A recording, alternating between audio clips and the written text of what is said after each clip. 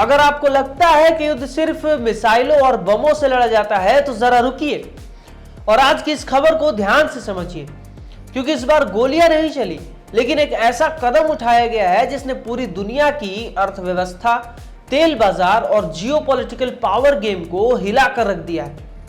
Welcome to the गली valley unplugged, जहां हम सिर्फ खबर नहीं बताते बल्कि खबर के पीछे छुपा पूरा खेल समझाते हैं।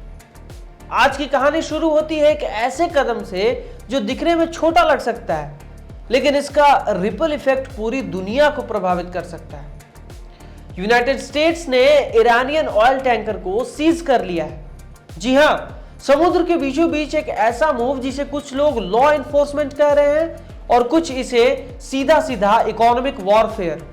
अब सवाल यह है कि क्या यह सिर्फ एक जहाज को पकड़ने की घटना है या फिर यह उससे बड़े युद्ध की शुरुआत है जो बंदूक से नहीं बल्कि तेल, व्यापार और समुद्री रास्तों से लड़ा जाएगा। इस कहानी को समझने के लिए हमें थोड़ा पीछे जाना होगा, क्योंकि ईरान और यूनाइटेड स्टेट्स के बीच तनाव आज का नहीं है, दशकों पुराना है और इसकी जड़ें कहीं ना कहीं 1979 के ईरानियन रेवोल्यूशन से जुड़ी हैं, जब ईरान ने पश्चिमी सभ्यता को ठुकराकर अपनी अलग राह चुनी और तभी से अमेरिका और ईरान के रिश्ते भरोसे से ज्यादा शक और टकराव पर टिके रहे। लेकिन आज जो हो रहा है वो सिर्फ आइडियोलॉजी का टकराव नहीं है, वो सीधा पावर और कंट्रोल का खेल है और इस खेल का सबसे बड़ा हथियार है तेल। अब सोचिए कि दुनिया की इकोनॉमी का खून अगर कुछ है तो वो तेल है और ईरान दुनिया के सबसे बड़े ऑयल प्रोड्यूसर्स में से एक है, लेकिन सालों से उस पर सैंक्शंस लगे हुए हैं और यही सैंक्शंस ईरान को मजबूर करता है कि वो शैडो ऑयल ट्रेड करे, यानी छुपकर तेल बेचने के तरीके अपनाए। और यहीं पर एंट्री होती है इस टैंकर की। बताया जा रहा है कि यह टैंकर ईरान का तेल लेकर जा रहा था और यूनाइटेड स्टेट्स ने इसे इंटरसेप्ट करके अपने कंट्रोल में ले लिया। अब ऑफिशियली रीजन क्या दिया गया कि ये सैंक्शंस का उल्लंघन कर रहा था, लेकिन असली सवाल यह है कि क्या ये सिर्फ कानून लागू करने की कार्रवाई थी या फिर एक कैलकुलेटेड जियोपॉलिटिकल मूव। अब इस पूरे मामले को अगर गहराई से समझो तो इसके कम से कम 10 एंगल्स निकलकर सामने आते हैं, जिसमें से पहला एंगल है इकोनॉमिक वॉरफेयर। आज के समय में युद्ध सिर्फ बैटलफील्ड पर नहीं लड़ा जाता बल्कि इकोनॉमी के जरिए लड़ा जाता है। अब आप किसी देश के रेवेन्यू सोर्स को हिट करते हैं तो आप बिना गोली चलाए उसे कमजोर कर देते हैं, और ईरान के लिए तेल ही उसकी इकोनॉमिक बैकबोन है।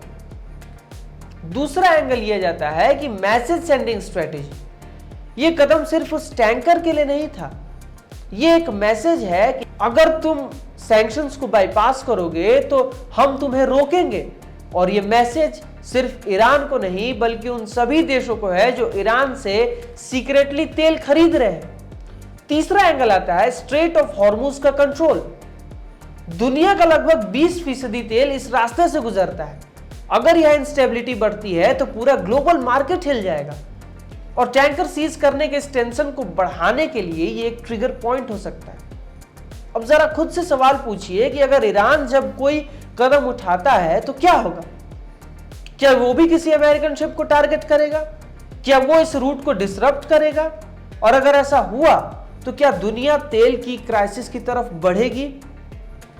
चौथा एंगल आता है ग्लोबल ऑयल प्राइसेस।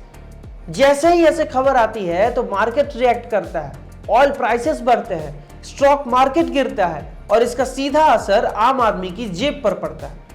भारत जैसे देशों में पेट्रोल डीजल महंगे हो सकते हैं। पांचवा एंगल आता है प्रॉक्सी वॉर का खतरा। ईरान सीधे अमेरिका से भिड़ने के बजाय अपने रीजनल एलाइज के जरिए जवाब दे सकता है। मिडिल ईस्ट पहले से ही सेंसिटिव जोन है और एक छोटी सी चिंगारी और बस बड़ा कॉन्फ्लिक्ट बन सकती है। छठा एंगल यह कहता है legal versus illegal debate. America कहता है कि यह कार्रवाई इंटरनेशनल लॉ के तहत है, लेकिन ईरान इसे प्राइवेसी यानी समुद्री डकैती बता रहा है। तो सच कौन बोल रहा है और इंटरनेशनल लॉ किसके पक्ष में खड़ा है? सातवां एंगल है चाइना और रसिया का रोल। अब यह सिर्फ यूएस वर्सेस ईरान नहीं रहा। अगर सिचुएशन एस्केलेट होती है तो ग्लोबल पावर्स भी इनडायरेक्टली इन्वॉल्व हो सकते हैं, क्योंकि चाइना ईरान का बड़ा ऑयल बायर है। और 8वां एंगल यह है डोमेस्टिक पॉलिटिक्स वर्सेस, और 8वां एंगल है domestic politics US and Iran. क्या यह कदम इंटरनल पॉलिटिक्स प्रेशर को मैसेज करने के लिए उठाया गया है? क्या लीडर्स अपनी इमेज मजबूत करने के लिए एग्रेसिव स्टांस दिखा रहे हैं? 9वां एंगल यह हो सकता है साइकोलॉजिकल वॉरफेयर। कभी कभी युद्ध दिमाग में लड़ा जाता है, डर पैदा करना, अनसर्टेनिटी बढ़ाना, ओपोनेंट को कंफ्यूज करना, यह सब एक स्ट्रेटेजी का हिस्सा है। और 10वां एंगल यह है फ्यूचर और ग्लोबल ट्रेड रूट्स।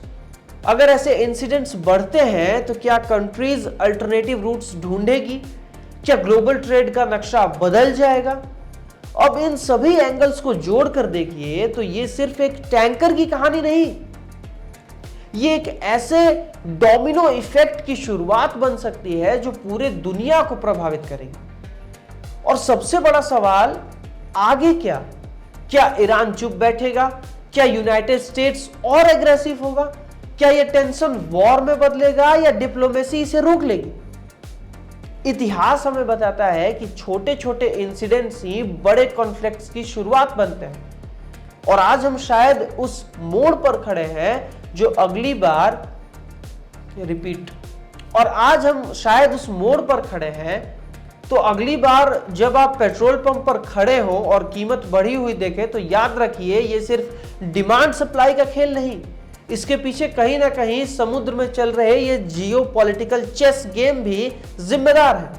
और आखिर में एक सवाल आपके लिए कि क्या आपको लगता है कि ये सिर्फ सैंक्शंस इन्फोर्समेंट है या फिर ये उस बड़े खेल की शुरुआत है जिसमें बिना युद्ध घोषित किए दुनिया को धीरे धीरे एक नए कॉन्फ्लिक्ट की तरफ ढकेला जा रहा है?